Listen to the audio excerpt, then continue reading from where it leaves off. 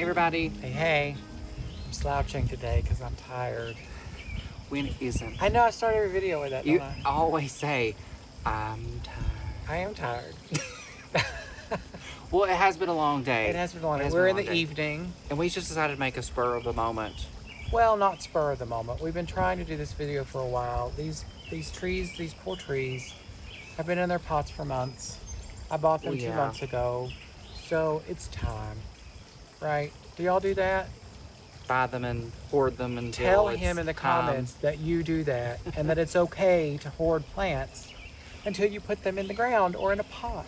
No, it's not. It is okay. Tell him in the comments. Y'all agree with me. Everything needs a place. No, they agree with me. They agree with me. They're on my side. I already know what the comments are going to say even before they come through. They're with me on this one. All right.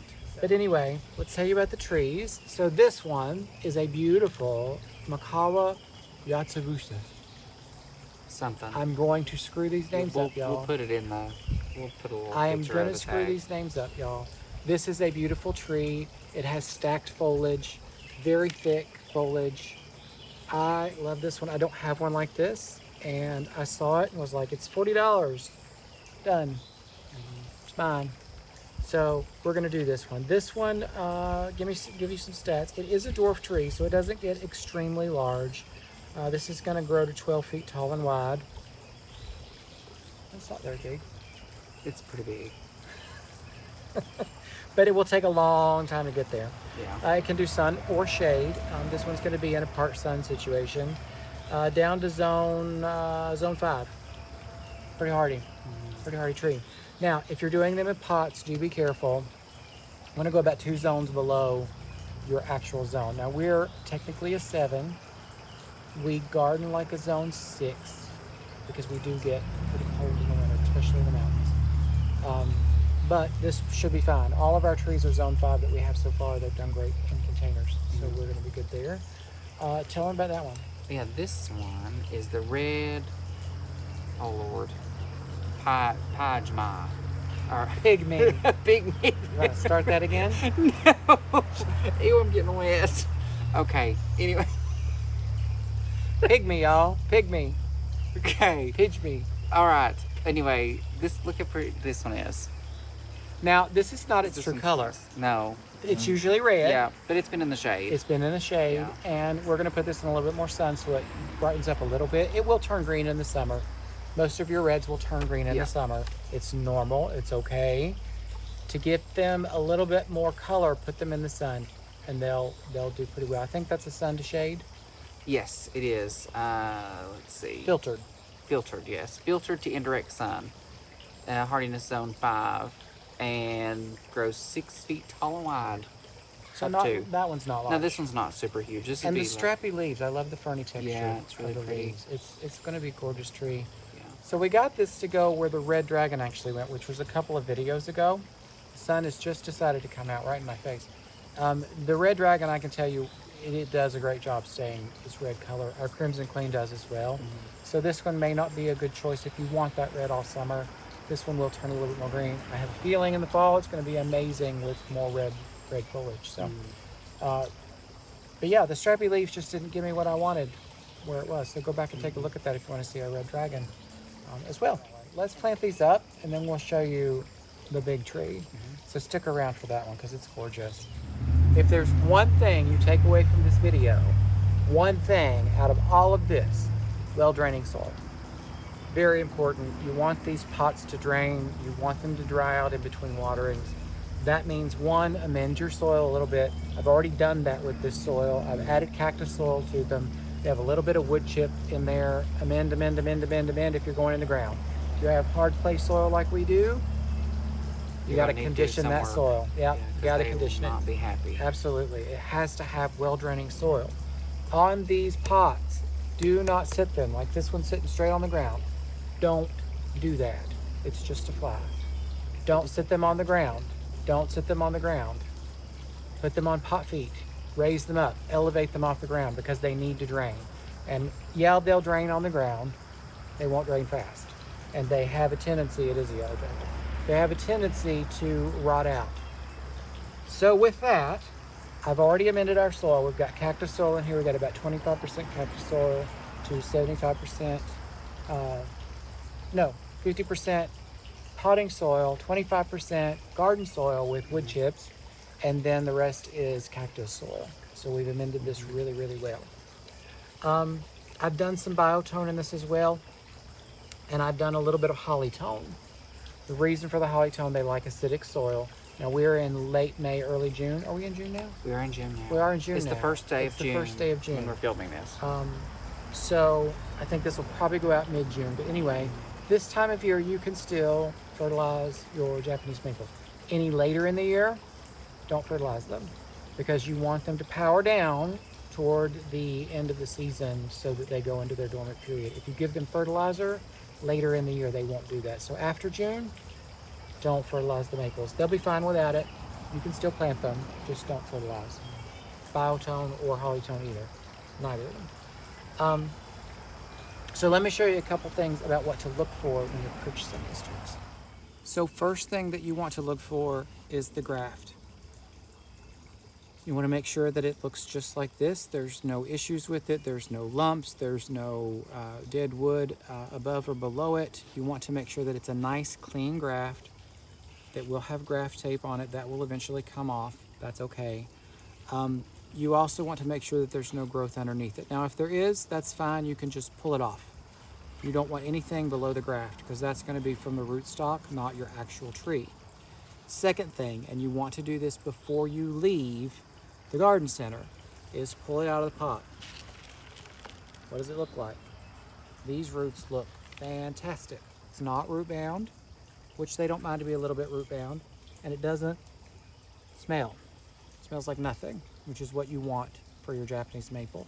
If it smells boggy or septic-y, or what's the word you use, Michael? Bog water. If it smells like that, you don't want it. So don't get it. That means it has root rot and it's been sitting in water for far too long. That's again back to the well-draining soil. You can see this has cactus soil in it and a lot of perlite. That's to create the drainage. So make sure that it's well-draining. Make sure that it's not boggy. I know that's your favorite word. I'm actually going to leave this out because I'm going to go ahead and pot it up from the pot. So what I'm going to do here, again, I've got all of our amendments in here ready to go. I'm just going to plant the pot, and I'm going to do this right in the very center because I'm going to leave this in here for quite some time probably. I may need a little bit more soil, which that's okay. That didn't work too good, but that's okay. And then in it goes. There's nothing too difficult about potting a Japanese maple. You just want to make sure that your soil is right. That's the biggest thing. This has volcanic rock in it too, which means it's really, really well draining, which is great. Now, I'm going to fill this up the rest of the way up to here. You can see here, that's the root flare. You do want the top of this root flare. Now these roots I will cover, but this root flare from here up, I want that exposed. So sometimes these can get buried a little bit in the nursery containers. It's okay if they are. Just make sure you uncover that and make sure that it's all the way up to here. You could actually leave that root uncovered. It's a really pretty look if you want that. So you can do that as well. All right. So I'm going to fill this up with soil the rest of the way, and then we'll come back to show you the other tree. All right. So with this one, it's really just rinse and repeat. We're going to do exactly the same thing. I've looked at my graft. It looks really, really good. This one has a slight bulge on it, and I think that's because they left the tape on a little too long. You can see that it's kind of grown into the tree. I'm just going to pull that off as best I can. I don't want to damage the tree. So I think that's good enough for now. That should heal over and it should be fine. So this is a good looking tree. You can get these in low grafts or high grafts the majority of the time. Weepers especially you can get in a high graft. Now what that means is this is a low graft. It's grafted very low to the ground. With your upright trees, that's what you're going to want to look for. If you have a tree that's weeping, like our red dragon or your crimson queen, things like that, if you will, things like that, you're going to want to get a high graft because that weeping tree, you want that to be high, right? So that it weeps down and gives you lots of good room for that. So We're going to rinse and repeat with this one. Not going to bore you with that. I've already taken it out. It looks really, really good on the root system. So we're just going to plant it up.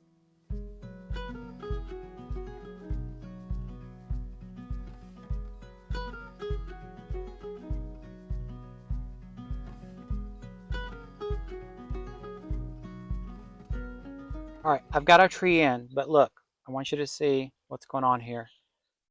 See that root right there? This is how the tree came. See these roots coming out right here? I want to cover those. So I want to take the soil level up to about right here, which is going to be above where our soil was in our can.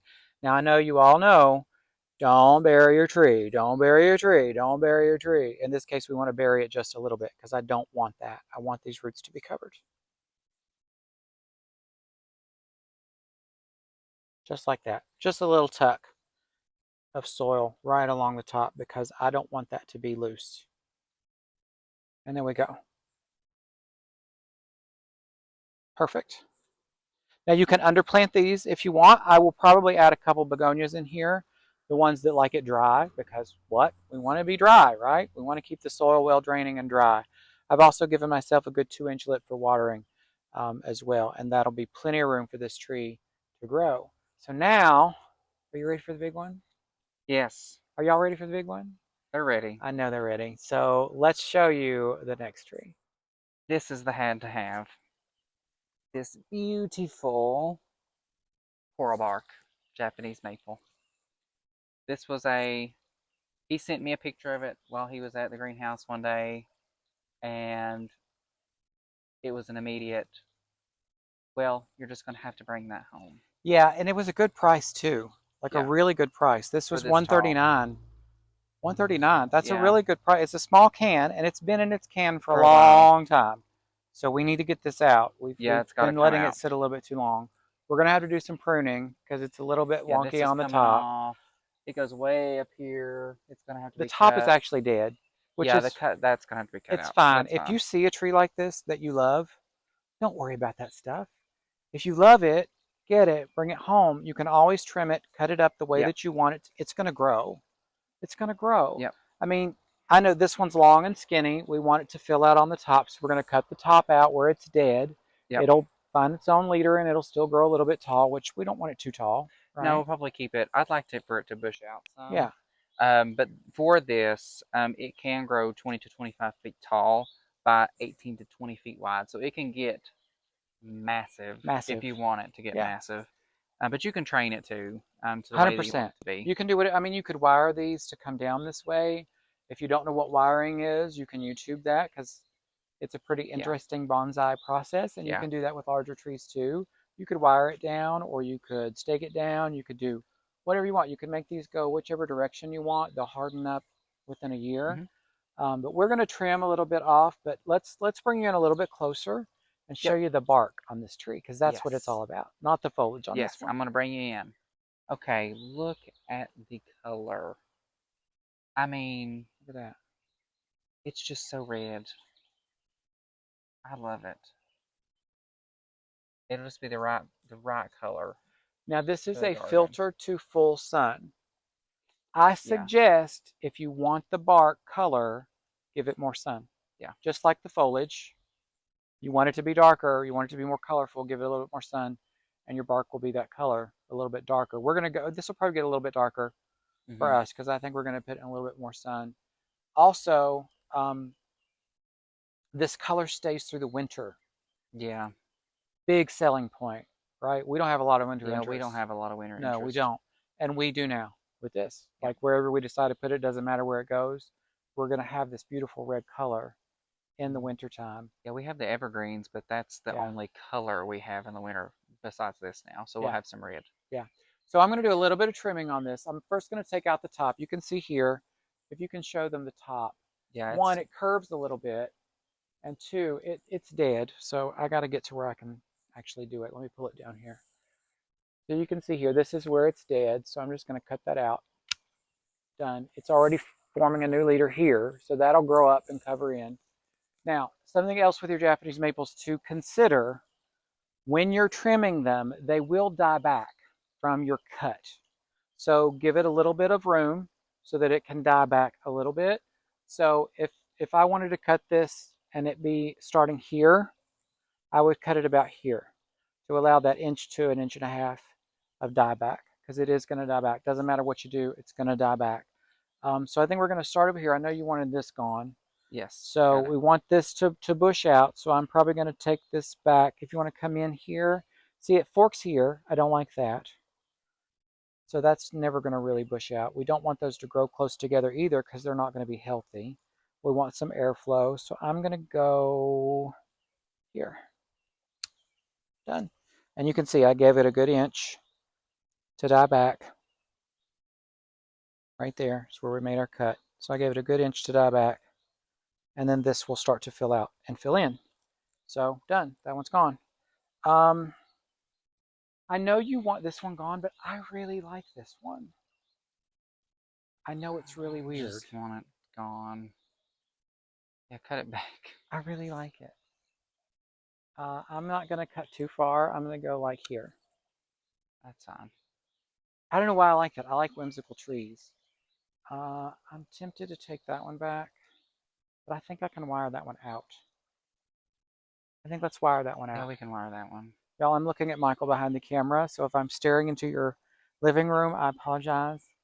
Yeah, so I think I can wire those out too. I don't want to take too much off because this is going to grow out. This is going to grow out. I think it looks good now. That's going to grow out. Yeah, I like the way it looks now. I don't see any more dead. There's no dead pieces. Mm-mm. Okay, we're going to leave it there. Not too much to cut. Yay. Mm-hmm. All right, so if you look in the bottom of this one too, this one's looking pretty gnarly.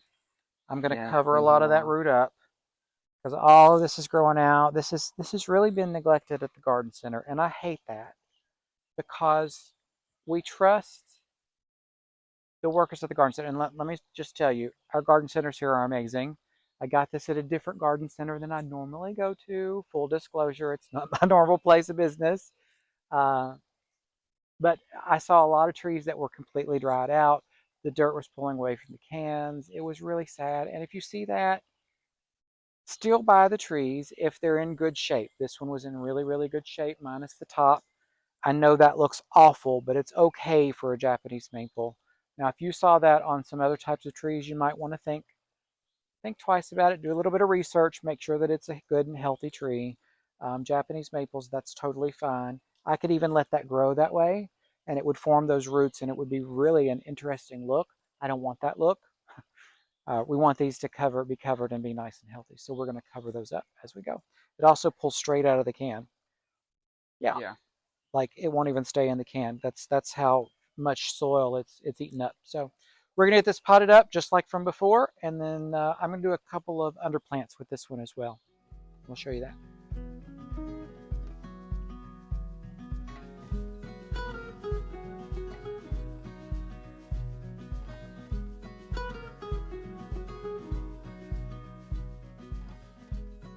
Not too deep.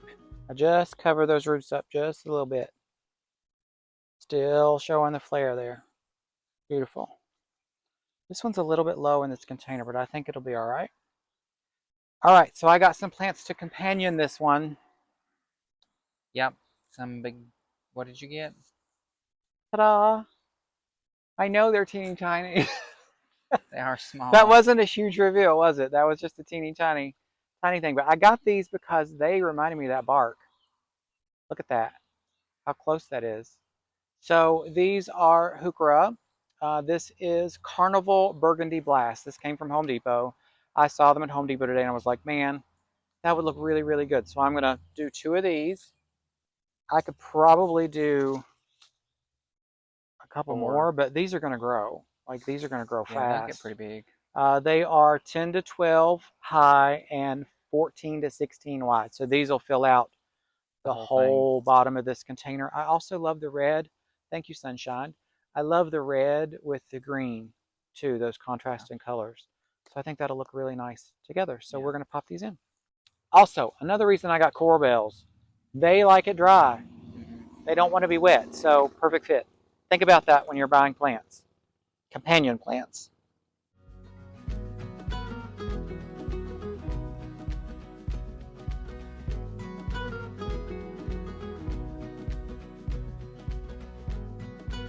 These look so wimpy. They look so wimpy, but they're going to grow. Yeah, that looks so nice. They're going to grow. I'm really happy with it. Do you like it? I do. I do. So there we go. We're done. 3 trees in less than an hour and 2 Heuchera as well. Yep. I'm probably going to underplant this with a begonia or something as well. I think I've got a couple left over. So I'll probably pop those in. Again, back to the companion planting. With your Japanese maples in particular, make sure that you want something that likes it dry. Do not plant a hosta with a Japanese maple. It's not going to work.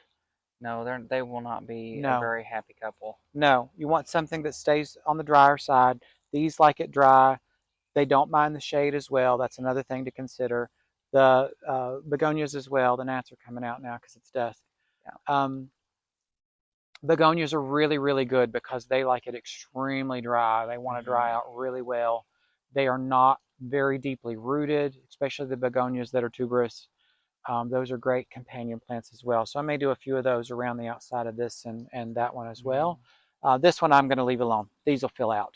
Like these will be big and bushy probably in the next month. Most likely. They grow pretty fast. Another thing too with your coral bells to consider, don't buy the ones that are big and showy right now. Buy the ones that have a lot of growth coming out of the bottom. That's going to give you a longer, prolonged growth period through the summer. So something to consider. But anyway, I think that's good for this one. Yeah. All right. So what are they going to do? Like, comment, and subscribe. We appreciate your support. Let us know how you feel about your own Japanese maples, or if you don't have any, tell us why you don't. Yeah. I'd love to know the reasoning so that we can maybe help you to overcome the fear, whatever that is that you have that's going on with the Japanese maples. So anyway, thanks so much for watching. We really appreciate you as always. See you next time. See you next time. Bye. Bye.